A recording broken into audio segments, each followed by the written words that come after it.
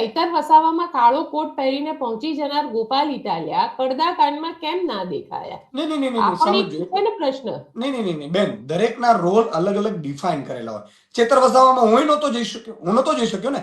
અમારી રાજકોટમાં આગલા દિવસે સાંજે સભા હતી, સાંભળજો, મારી ગોપાલભાઈની. સેમ ડે ગોપાલભાઈની ત્યાં અમે મારી ખંભાળિયામાં મારે ત્યાં સભા કરી અને અમે પહોંચ્યા હતા રાજકોટ. સાંજે રાજકોટમાં સભા હતી. રાજકોટમાં સભા હતી. ઇન બિટવીન આ ઘટનાઓ બની એટલે મેં કોન્ફરન્સ કોલ કરી બધા સાથે. મારા 5-7 કોર ટીમ છે. તરત જ મેં કોન્ફરન્સ કોલ લીધી અને મેં ગોપાલભાઈને ત્યાંથી એવું કીધું કે તમે પેલા મનોજભાઈને મોકલવાના હતા. મેં તમે મનોજભાઈ પહોંચો. તો એને કીધું કે કામ કરો ગોપાલભાઈ, કે હું જતો હોઉં, તમારી એક બીજી સભા છે ને, તો મને કે એ 2 દિવસ પછી છે. બરોબર છે, મેં કઈ વાંધો નહીં, તો તમે પહોંચો. તો રાજકોટ થી હું ગયો કચ્છ અને એ લોકો નીકળ્યા ડેડિયાપાડા. હવે અહીંયા જયારે કડદાવાળી વાત આવી ત્યારે ગોપાલભાઈની રોલ બીજો હતો. મારે રાજુભાઈને અને પ્રવીણને લીડ કરવાની હતી આ આંદોલન. બરોબર છે.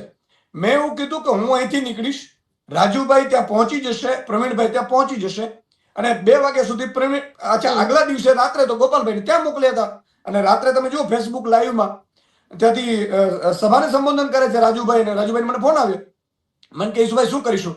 મેં કીધું ગોપાલભાઈ આવે છે. એટલે આ એક અમે 5-7 લોકો જ છીએ, તો દરેકનો રોલ ડિફાઇન છે. અને રાત્રે 2 વાગ્યા સુધી રાજુભાઈને ઘરે હતા આગલા દિવસે. પછી રાજુભાઈને પોલીસ ઘેરી રહી હતી. એટલે અમારે કોઈ પણ રીતે એક વ્યક્તિ હળદરમાં એટલા માટે પહોંચવું હતું કે અમે ચેલેન્જ કરી હતી કે હળદરમાં અમે પહોંચીશું. બરાબર છે. પછી ખેડૂતોને એમ થાય કે આ તો પહોંચ્યા નહીં. મને તો મેં પીસી કરીને જાહેરાત કરી હતી એટલે આ લોકો તો અહીંયા મને ક્યાં બાવડામાં રોકી લીધો હતો. મને સાગરભાઈ ને સામતભાઈ ને ગોરીબેન ને બધા હતા, અમને રોકી લીધા. તો તમે બધા ચલાવેલું છે એટલે હું કહું છું જે વાસ્તવિકતા છે. પછી જયારે ગોપાલભાઈ ત્યાં આનું થયું, રાજકોટ વાળી સભા હતી, બેક ટુ બેક ગોપાલભાઈની પાછી સભાઓ હતી. નહોતી એવું નહોતું, કારણ કે અમે ડિઝાઇન તો અમે એટલી રીતે જ કરી નાખી બેઠી હતી. ચેતરભાઈ જેલમાં ગયા તો મારે કેટલી સભાઓ મારી કેન્સલ કરવી પડી હતી. બેક ટુ બેક ચેતરભાઈની સભાઓ પણ લાગે જ હતી. અત્યારે ચેતરભાઈની સભાઓ કેટલી લાગે છે? તો અમે 5-7 લોકો છે, એની ડિઝાઇન મહિનાની. આજે ગોપીબેન હું 17મા દિવસે પાછો અમદાવાદ પાછો આવ્યો છું.